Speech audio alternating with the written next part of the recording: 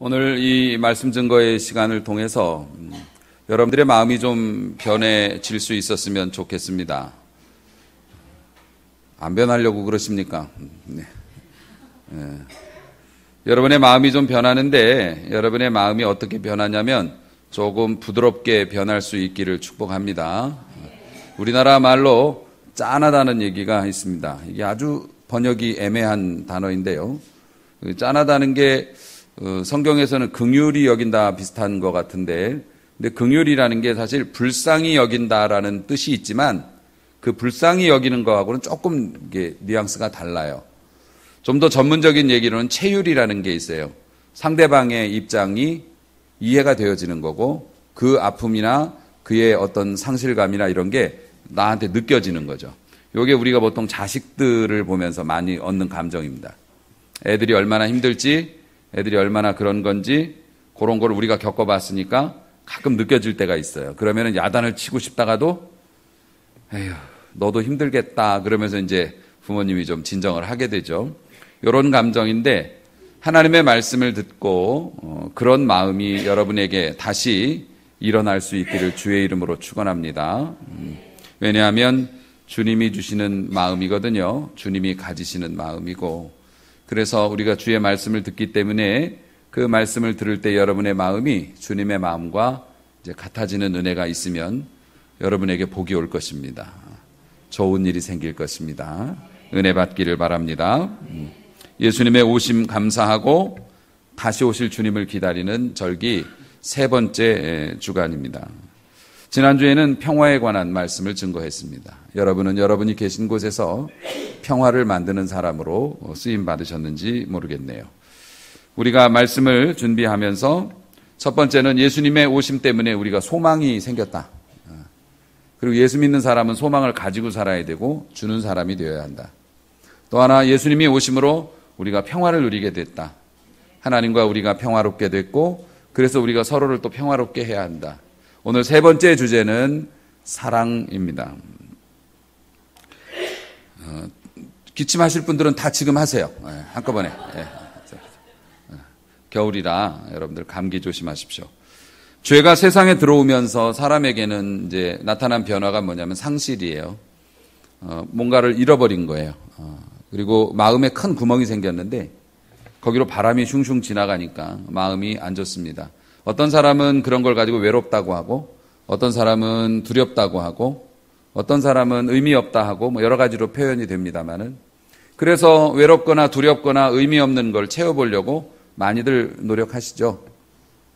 공부도 해보고, 돈도 모아보고, 또 사람에게 매달려보고, 자식에게 기대보기도 하고, 다 그렇지만, 잠시 이것이 채워지는 것 같다가도 이 세상께 유통기한이 다 있어가지고, 시간 지나면 변하고 상하고 없어지고 뭐 깨지고 다 그렇게 됩니다. 다 부질없는 것이 되는 거죠. 그래서 이 사람의 마음에는 채워지지 않는 게 있어서 어떤 사람은 끝없이 술을 퍼붓는 사람도 있고요. 어떤 사람은 그냥 친구들 만나서 그냥 죽기 살기 돌아다니는 분들이 있고 뭐 그냥 산으로 들러 이런 걸로 합니다만 결국 사실 하나님과의 관계에서 문제가 생긴 거라 하나님 말고는 채울 수 있는 게 없거든요. 그래서 사람들은 괴로워하죠. 문제는 이게 지금 괴로움으로 끝나는 게 아니라 지옥 간다는 데 문제가 있습니다. 하나님을 알지 못하고 하나님을 섬기지 못하고 하나님의 은혜를 마음에 두지 못하니 하나님 앞에서 의인이 될 수 없고 다 지옥 가는 운명이 됐어요. 그래서 하나님께서 우리에게 주신 처방이 뭡니까? 율법을 주셨어요.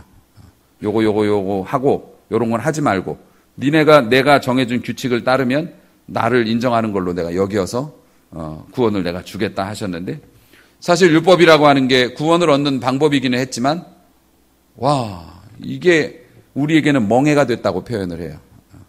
유대인들도 그래요. 율법이 멍해라고. 멍해라는 게 뭡니까? 짐승의 그 어깨 위에 걸쳐놓는 거고 거기에 줄을 매달아 가지고 뭐 달구지를 달아놓던지 뭐 밭을 가는 농기구를 달아놓던지 짐을 지운 겁니다. 율법이라고 하는 것이 없으면 그냥 괴롭기만 하고 끝날 텐데 율법이라는 게 있으니까 열심히 노력은 하는데 율법을 다 지킬 수 있는 사람이 없어서 양심의 가책이 더 늘어나는 거죠. 그게 막 괴로워하는 거예요. 나는 정말 안 되는가 보다. 그래서 결국에는 더 깊은 절망을 맛봤어. 그리고 나서 지옥 가는 사람들이 계속 생겨나니까 하나님께서 큰 결심을 하셨죠. 요한복음 3장 16절, 하나님이 세상을 사랑하셨는데 이렇게 사랑하셨어요. 어떻게 사랑하셨습니까? 독생자를 주셨어요. 독생자를 왜 주셨나요?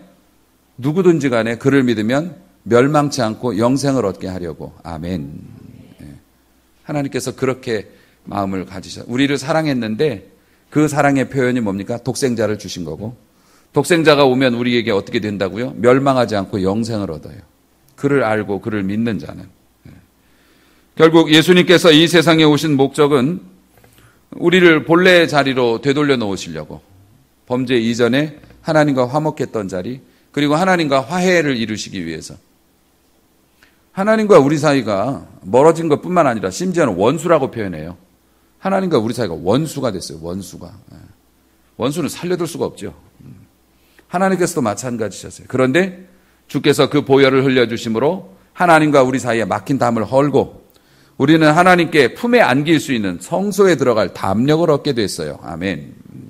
이런 놀라운 일들을 벌이셨는데요. 요한일서에서도 이렇게 고백합니다. 하나님의 사랑이 이렇게 우리에게 나타난 바 됐다. 하나님이 자기의 독생자를 세상에 보내셨는데 그 세상에 보내신 이유가 우리를 살리려 하심이라. 아멘. 우리를 살리게 하시려고.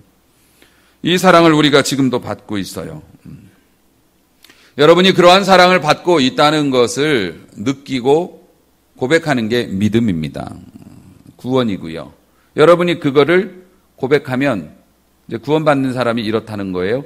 예수님이 무슨 일을 하셨는지, 하나님이 뭔 일을 하셨는지 연구를 해서 알 수는 있지만 그게 나하고 무슨 상관이냐? 그럼 이제 구원은 없는 거죠. 교회를 아무리 열심히 다녀도. 그런데 어느 날 갑자기 하나님께 죄송한 거예요. 하나님께 짠한 마음이 드는 거예요. 왜 그러셨어요? 나 같은 사람을 위해서. 이렇게 되면 구원이 임하는 겁니다. 그 하신 일이 나와 연관이 있고 나를 위해서 하신 것이라는 생각이 딱 들어오게 되죠. 그렇게 되면 이 사람이 구원에 이제 은혜가 임하는 겁니다. 여러분이 그것을 진짜라고 느끼게 되면 여러분의 생명을 어떤 사람이 구해줬어요. 근데 그냥 구해준 게 지나가다 구해준 게 아니라 자기의 생명을 버려서 여러분을 구해줬대요. 여러분 그거를 받으면 어떻게 살아야 됩니까? 그분 때문에 내가 살게 됐는데 그분 식구들 모른 채 해야 됩니까? 그분을 부정해야 합니까? 그럴 수 없습니다. 신세를 졌으면 너무 감사하잖아요. 감사하면 뭐 해야 돼요? 성의 표시를 해야죠. 성의 표시로 뭐를 하는 겁니까? 뭐 일이야 굉장히 많죠. 여러 가지. 성가대도 하시고 교사도 하시고 또 이렇게 예배에 나와서 하나님의 말씀을 듣기도 하고 교회 다니면서 이런저런 뭐 예물도 바치고 뭐 이런 거 합니다. 그 이유가 뭡니까? 체면치레 때문에 하는 게 아니고 하나님의 은혜가 너무 감사해서 내가 힘은 약하지만 뭐라도 좀 하나님께 하고 싶은 안타까운 마음이 있어서 우리가 그걸 그렇게 해요. 그걸 이제 하나님을 섬긴다라고 얘기를 해요. 예수님을 기다리는 사람, 예수님을 믿는 사람, 예수님 사랑하는 사람은 사랑의 실천자가 되어야 합니다. 여러분이 그렇게 되시길 주의 이름으로 축복합니다. 그래야 여러분의 믿음이 진짜라고 인정받을 수 있어요. 야고보 사도가 야고보서 2장 14절에서 17절에서 말씀을 했는데 이거 우리가 익히 아는 말씀인데 현대어 성경으로 번역된 내용을 읽으면 우리에게 좀 더 가까이 다가올 거예요. 형제 여러분, 믿음이 있다고 하면서 실천하지 않으면 무슨 소용이 있습니까? 그런 믿음으로 구원을 받을 수 있겠습니까? 이게 성경이 그대로 번역한 거예요.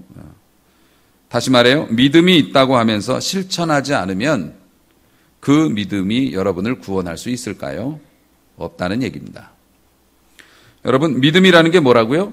하나님의 사랑을 믿는데 아는 게 아니라 그 사랑이 나를 향해 드리워졌다는 것을 인정하는 거예요. 나 때문에 예수님이 오셨다고 그걸 믿은 거예요, 내가. 그렇게 믿었는데 믿음이 있다고 하면서 실천을 하지 않는다면 그 믿음이 여러분을 구원할 수 있을까요? 못 구원해요. 가짜 믿음이니까. 죽은 믿음이니까. 죽은 믿음은 능력이 없어요. 힘이 없어요. 죽어서 박제가 된 호랑이는 아무것도 할 수가 없어요. 죽어서 핀침에 찔려가지고 채집이 된 곤충은 아무것도 할 수가 없어요. 우리가 아무리 정교한 믿음의 체계를 가지고 교회를 오래 다니면서 다듬었어도 죽은 믿음은 천국 가는 일에 쓸 수가 없습니다. 그 믿음이 여러분을 구원할 수 있겠냐고 야고보 사도가 묻고 있어요. 구체적인 실예를 들어봅니다. 어떤 형제나 자매가 당장 입을 옷이 없고 끼니를 때울 양식이 없는데 여러분 가운데 어떤 사람이 누가 평안히 가세요, 몸을 따뜻하게 하십시오, 배불리 먹으세요 하고 실제로 필요한 것을 주지 않는다면 그런 말이 무슨 소용이 있겠습니까? 이와 같이 행동이 따르지 않는 믿음은 그 자체가 죽은 것입니다 라고 야고보 사도가 얘기해요. 이 말씀이 의미하는 바가 뭡니까? 진짜 믿는다면 행동이 나타나야 한다는 거죠. 이것이 대강절, 지금 대강절을 지키는 목적 중에 하나입니다. 내가 예수님의 오신 것을 자꾸 강조하니까 그 오신 것이 나를 위해서 오셨다면 이 대강절에 우리가 고민하는 거예요. 그 주님이 나를 위해서 이렇게 오셨는데, 하나님이 이렇게 큰 일을 하셨는데 나는 뭘 하고 살았지? 그 사랑 그 은혜 받아 살면서 나는 뭘 하고 살았을까? 이걸 고민하는 게 대강절이에요. 대강 지내는 게 아니고 이게 대강절이 그렇다고요. 그런 고민을 하면서 살으라고 대강절이 있는 거라는 겁니다.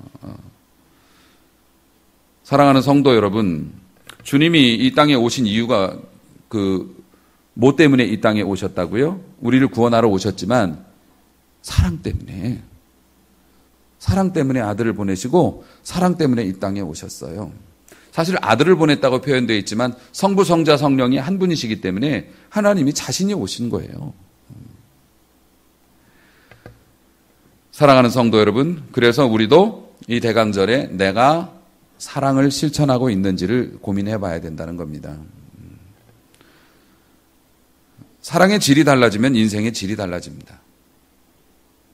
여러분, 결혼하시기 전에 또 이제 미혼도 여기 있지만은 요즘 이뻐졌는데 애인 생겼나 봐 이런 얘기를 좀 듣습니다. 요즘 그런 얘기하면 또 뭐 희롱이라고 또 얘기도 할 수 있겠는데 그런 얘기 좀 못 들어보셨나요? 요즘에 뭐 옷도 예쁘게 입고 다니고 뭐 하는 거 보니까 좋은 사람 생겼나 봐. 이제 그런 얘기를 이제 듣기도 하고 하기도 하고 그러죠. 쟤 요즘 좀 달라진 것 같지 않아? 뭐 애인 생겼나 봐. 사랑이, 그 마음 안에 사랑이 이렇게 생기고 사랑을 하고 있으면 삶의 질이 달라진다고요. 삶의 이유가 생기는 거예요. 그 사람 때문에. 그 사람을 보고 싶어서, 또 그 사람을 기쁘게 해주고 싶어서 내가 안 하던 행동을 하는 겁니다. 사랑이 여러분, 뭐 주님 사랑하는 마음으로 뭐 형제 사랑하고 이렇게 하면 그 사랑이 여러분의 삶의 질을 바꿔놓을 것입니다. 사랑하라는 게 멍해가 아니라 사실은 우리에게는 뭐라고 할까요? 화장이라고 하나? 우리의 가치를 다르게 만드는. 사랑의 의미가 달라지면 인생의 의미가 달라지죠. 자식을 낳지 않은 사람과 자식을 낳은 사람과는 삶의 의미가 좀 다릅니다. 그전에는 나 혼자 몸이니까 마음대로 뭐 포기하면 포기하지만 자식이 생기면 포기 못해요. 왜요? 나는 어떻게 돼도 상관없는데 얘는 그렇게 되면 안 되니까. 사랑의 의미가 달라지면 인생의 의미가 달라진다고요. 그 자식이 짐이기도 하지만 그 자식이 또 우리를 지켜주기도 해요. 걔 때문에 우리가 경거망동 못하는 거예요. 뿐만 아닙니다. 사랑의 폭이 달라지면 인생의 폭이 달라집니다. 우리가 수요일 날 말씀을 통해서 신앙생활도 단계가 있다고 그랬어요. 가장 기초는 믿음이라고 그랬고 그 믿음 위에 뭐 이런저런 인내, 또 온유, 겸손 이런 층을 쌓아가요. 그리고 맨 위에 지붕을 사랑으로 지붕을 요렇게 한다고 그랬어요. 사랑으로 지붕을 해놔야지, 사랑으로 인내하고 사랑으로 겸손해야지. 그게 없으면 비가 새는 집과 같아서 추하게 되죠. 그런 소중한 말씀을 들었는데 여러분은 왜 안 나오는지 모르겠어. 너무 아까워요, 말씀이. 그런데 그 말씀을 증거하는 중에 1층에서 보는 시선과 2층, 3층, 4층에서 올라갈수록 우리의 시야가 달라져요. 보는 넓이가 달라진다고. 그래서 사랑의 폭이 커지면, 우리가 주님을 사랑하는 마음으로 그냥 사랑하면, 처음에는 가족을 사랑했어요. 그 다음에는 어떻게 됩니까? 사랑의 폭이 더 커지면 교회의 성도를 사랑해요. 목사님도 사랑하고. 그 폭이 더 커지면 어떡합니까? 이제는 이웃이 눈에 들어와요. 그들이 안타깝게 보여. 불쌍하게 보인다고요. 그래서 내가 뭐라도 해줘야겠다. 이렇게 폭이 넓어져요. 더 넓어지면 어떻게 됩니까? 아프리카가 보여. 네, 나하고 무슨 상관이 있어요? 거기 사는 사람들이. 그런데 그 사랑이 이제 점점 깊어지면, 폭이 넓어지면 시선도 넓어져서 그 마음이 아픈 거예요. 우리 주님은요, 온 세상 인류를 마음에 품고 아파하시면서 사셨어요. 사랑 때문에. 다 보이는 걸 어떻게 해요? 느껴지는 걸 어떻게 해요? 사랑이 폭이 넓어지면 삶의 폭도 넓어지는 거죠. 여러분, 가족에 대한 사랑이 식어졌습니까? 교회에 대한 애정이 식어졌습니까? 가정이 변한 게 아니고 교회가 변한 게 아니라 우리가 사랑이 식어진 거예요. 내 눈이 식어진 거죠. 이 시대를 한마디로 말하면 고통의 때이고 위기 상황인데, 이때 오늘 본문을 통해서 예수님이 말씀하세요. 오늘 예수님이 이 말씀, 서로 사랑하라. 얼마큼 사랑하라고요? 어떻게 사랑하라고요? 내가 너희를 사랑한 것 같이 너희도 서로 사랑하라. 너희가 그렇게 사랑하면 사람들이 너희가 내 제자인 줄 알 거야. 이렇게 말씀을 주셨는데, 이 말씀을 우리가 요것만 읽었지만 전후 상황이 어떤 상황입니까? 31절을 보면 그가 나간 후에 이렇게 돼 있어요. 그가 어디로 나갔나요? 그가 누구예요? 가룟 유다예요. 유다가 밥 먹다 말고 뛰쳐나갔어요. 왜 그렇게 됐습니까? 네가 나를 팔 자야 라고 예수님이 저격을 하셨고, 이 유다가 마음이 상해가지고 에이 내가 가서 밀고를 해야겠다로 뛰쳐나간 상황이에요. 제자들은 어리둥절했어요. 밥이 맛이 없나? 제가 왜 저래? 그러고 있지만 예수님은 모든 것을 알고 계세요. 산타 할아버지가 알고 있는 게 아니에요. 예수님이 다 알고 계세요. 예수님은 모든 것을 알고 계셔. 유다가 왜 그러는지, 어디로 가는지, 그리고 이 시간 이후에 어떤 삶이 전개될지. 유다는 가서 예수님을 팔 거고, 그날이 밝기 전에 예수님은 겟세마네 동산에서 체포되실 거고, 두드려 맞고 피 흘리고 십자가를 지고 잔인한 고통 가운데서 그렇게 고난을 받으실 것을 알고 계셨고, 제자들이 도망갈 것도 알고 계셨고, 예수님이 안 계시고, 심지어는 예수님이 승천하신 이후에도 제자들은 예수님 없는 삶을 살면서 제자 공동체가 무너지고 제자들이 뿔뿔이 흩어질 것을 다 아셨어요. 그러니까 마음이 굉장히 안타까우신 상황에서 가장 효과적인 처방을 내리신 게 뭐라고요? 서로 사랑하라. 사랑해야 된다. 서로 이럴 때 사랑하지 않으면 너희들은 흩어지고 패하게 될 거야. 그러니까 지금 예수님께서 가장 최악의 상황을 예견하시고 가장 최선의 처방을 주신 게 뭐라고요? 사랑하라. 사랑해라. 제발 사랑해라. 사랑하지 않으면 너희가 견디지 못해. 사랑하는 성도 여러분, 그러면서 예수님께서 말씀하셨어요. 너희가 서로 사랑하면 모든 사람이 너희가 내 제자인 줄 알리라. 여러분, 놀랍게도 여러분의 믿음이 진짜인지 가짜인지, 여러분이 진짜 기독교인인지 아닌지를 판단하는 권리를 누구에게 주셨냐면 신앙 연륜이 많이 쌓인 저나 장로님에게 주신 게 아니에요. 불신자들에게 여러분이 진짜인지 가짜인지를 판단하는 권한을 주셨어요. 아멘.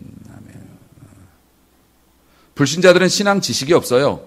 하나님에 관한 지식이 없다고요. 근데 우리가 교회 다닌다고 그러면 대충 기대하는 바가 있어요. 불신자들이 우리의 믿음을 판단해 준다고요. 그런 권리를 하나님이 주셨어요. 이로써 세상이 너희가 내 제자인 줄 알리라.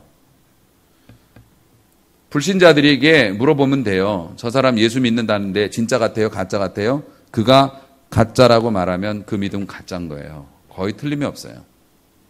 왜냐하면 불신자들은 뭘 봐요? 그가 사랑으로 말하는지 사랑으로 행동하는지만 봐요. 우리 공동체 안에서, 회사 안에서 저 사람이 집사였어요? 이렇게 되면 곤란한 거예요. 오 놀라워라. 저 사람이 교회 다녀요? 라고 얘기하면 가짜 믿음이라고 판명될 수밖에 없어요. 아, 교회 다니시는 분이세요. 역시 어쩐지 이렇게 돼야지. 왜냐하면 그들은 우리가 말하는 것, 우리가 행동하는 걸 이제 보는데 우리가 말하고 행동하는 것 속에서 사랑이 있는지를 봐요. 우리가 행동하고 말하는 거에 사랑이 묻어나 있지 않으면 저 사람이 못됐네 이렇게 보는 거예요. 사람들이 우리가 예수님의 제자인지 아닌지를 어떻게 판단한다고요? 서로 사랑하는지 안 하는지를 본다고요. 그래서 여러분의 믿음은 하늘의 천군 천사가 결정해주고 목사님이 결정하는 게 아니라 안 믿는 여러분의 직장 동료가 여러분의 믿음을 판단하는 게 그게 진짜 맞는 거예요. 어떻습니까, 여러분? 여러분은 직장 동료에게서 믿는 사람이라고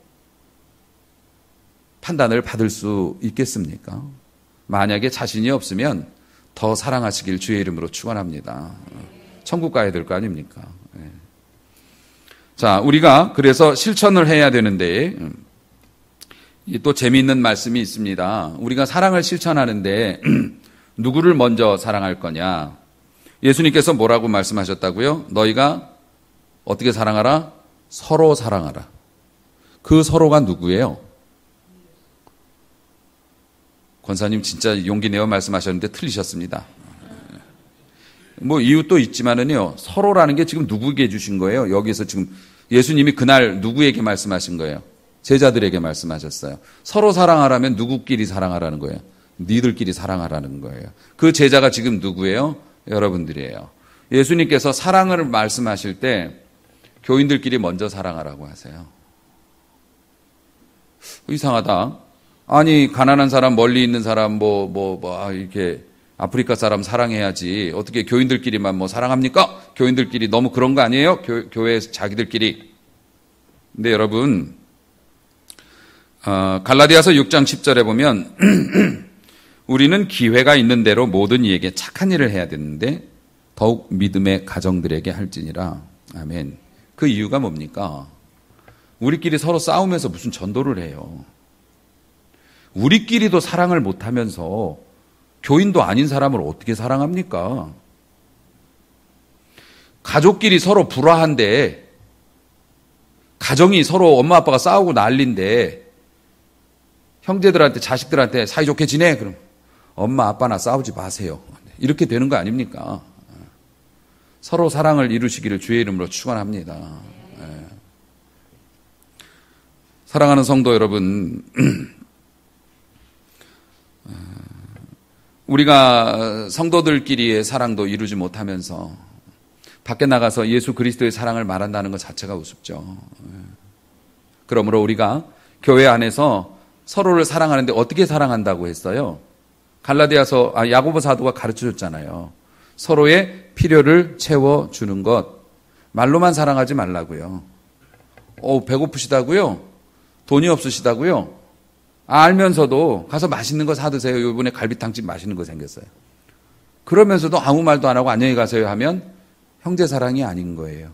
우리 교회 식구들끼리 서로의 아픔과 결핍과 힘든 상황이 있는 걸 알면서도 주님이 도와주실 거야 라고 얘기하면 형제 사랑에 실패한 거예요.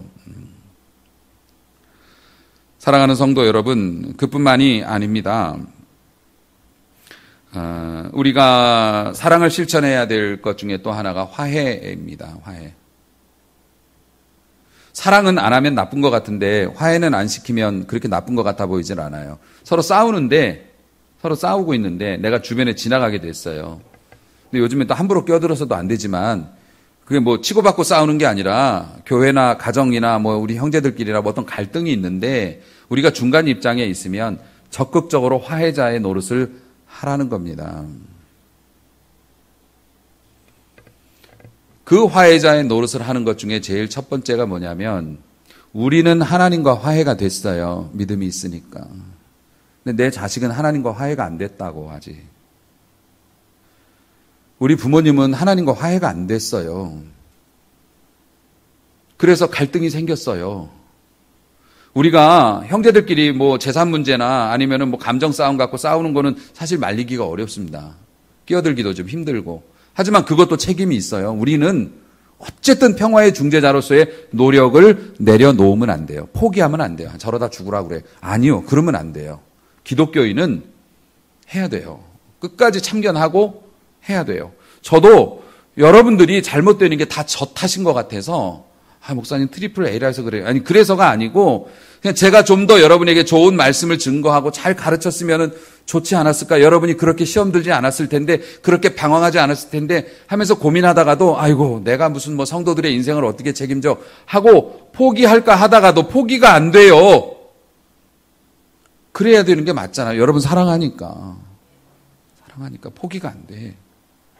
오해를 받고 여러분들이 부담스럽다고 해도 여러분을 더 좋은 길로 이끌려고 하는 그 마음이 포기가 안 돼요. 여러분들도 그러셔야 합니다.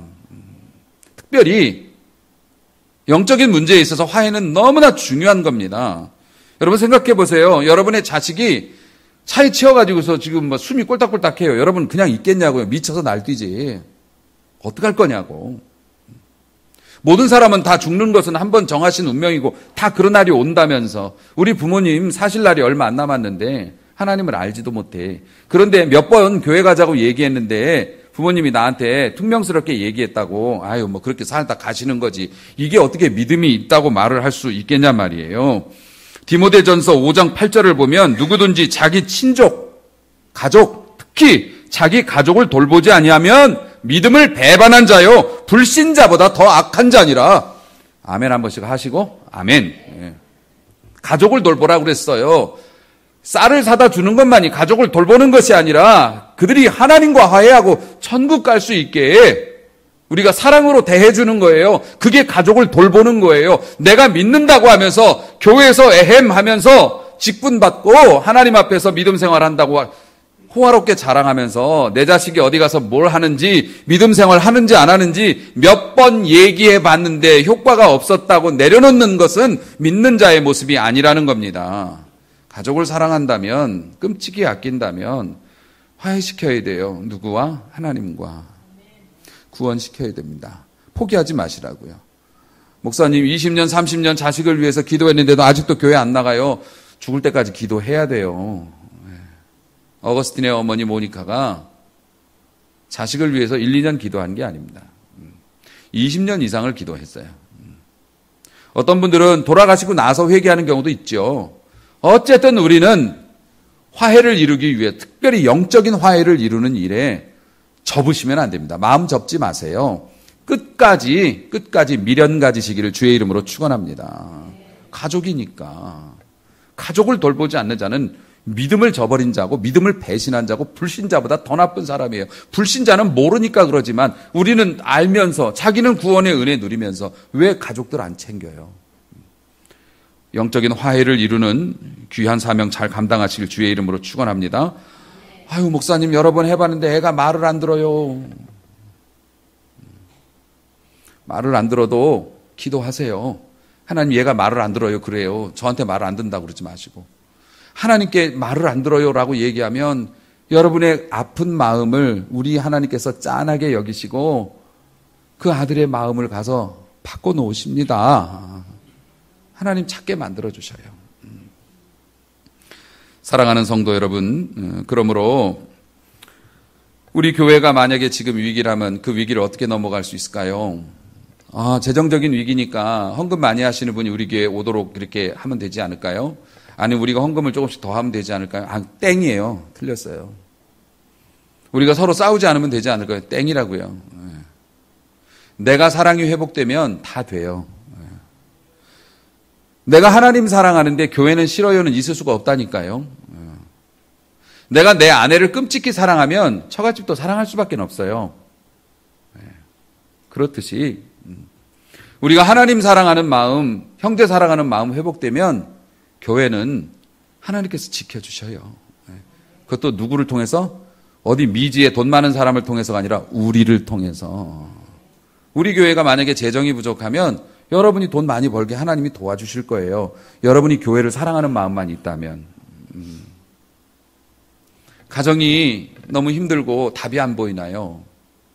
사랑하세요. 목사님 사랑한다고 말은 좋은데 그게 그 꼴을 보면 사랑하기가 쉽지 않아요. 쉽지 않으니까 하나님의 도움을 받아야죠. 사랑하게 해달라고 기도 좀 하세요. 무엇이든지 주의 뜻대로 구하면 어떻게 해요? 들으심이라. 응답해 주십니다. 아니 사랑하게 해달라고 하는데 하나님이 응답 안 해주시겠냐고. 하나님 사랑할 수 있게 해주세요라고 기도하세요. 기도하세요. 하나님께서 내 마음도 키워주시고 성령께서 그 사람 마음도 키워주셔서 이게 또 좋은 날을 보게 해주시는 줄로 믿으시기 바랍니다. 여러분, 세상에서 제일 중요한 때가 언제일까요? 지금이에요, 지금. 지난 일은 어떻게 손댈 수가 없어요. 미래에는 무슨 일이 일어날지 모르니까 어쩔 수가 없어요. 지금은 내가 할 수 있어요. 아멘을 할 수도 있고 노멘을 할 수도 있고, 내가 순종하겠습니다 하고서 결단할 수도 있고 도망갈 수도 있어요. 지금 이 시간 이후에 밥을 먹는 시간이 있는데 내가 밥을 먹고 가겠다고 할 수도 있고 안 먹고 그냥 가겠다고 할 수도 있어요. 지금은 내가 마음대로 할 수 있어요. 그러니까 지금이 제일 중요한 시간이고요. 제일 여러분에게 중요한 사람은 어떤 사람이에요? 지금 여러분의 곁에 있는 사람이 제일 중요한 사람이에요. 이 사람 앞으로 못 볼 수도 있습니다. 현재 내 집에서 함께 있는 사람, 내 가까이에 있는 사람, 제일 중요한 사람들이에요. 제일 소중한 사람들이라고요. 죄가 우리 세상에 들어와 가지고서 인간들에게 미치는 해악 중에 제일 큰 게 뭐냐면 사람들은 자기가 화났다고 제일 소중한 걸 너무 값싸게 팔아버려요. 가정을 깨든가 교회를 엎어버리든가 믿음을 버리든가. 아니 자기가 속상하고 화났으면 화났지 왜 자기가 화나면 자기를 잘해주는 사람한테 이렇게 화를 내는지 몰라. 받아줄 거라고 생각해서 그러는지. 사랑하는 성도 여러분, 우리가 하나님 앞에서 사랑을 회복되어야 할 이유가 바로 거기에 있어요. 나의 안전과 평안을 위해서도 우리가 사랑의 마음이 회복되어져야 합니다. 제일 중요한 존재는 지금 여러분 곁에 있는 사람이고 제일 중요한 일은 지금 어떤 일이에요? 사랑하는 일이 제일 중요한 일이에요. 사랑하는 일이. 그보다 더 중요한 일은 없어요. 이 성탄의 계절에 우리의 삶에서 사랑이 더 많이 이렇게 표현되어지는 은혜가 있도록 여러분이 기도할 수 있기를 소망합니다. 그러면 능력 주시니까요. 그리고 세상 사람들이 부러워해서 우리가 사랑하는 것 보고 사랑의 혜택을 누리면서 우리가 예뻐지는 것을 보고 세상 사람들이 부러워하면서 주께 나오게 될 때 그때 우리가 사명 감당하고 축복받을 만한 사람이 되는 거니까 우리가 그렇게 사랑으로 아름다운 가정과 교회를 만들어서 하나님께 영광 돌리고 우리도 행복해지는 그러한 사랑의 성공자가 될 수 있기를 주님의 이름으로 축원합니다.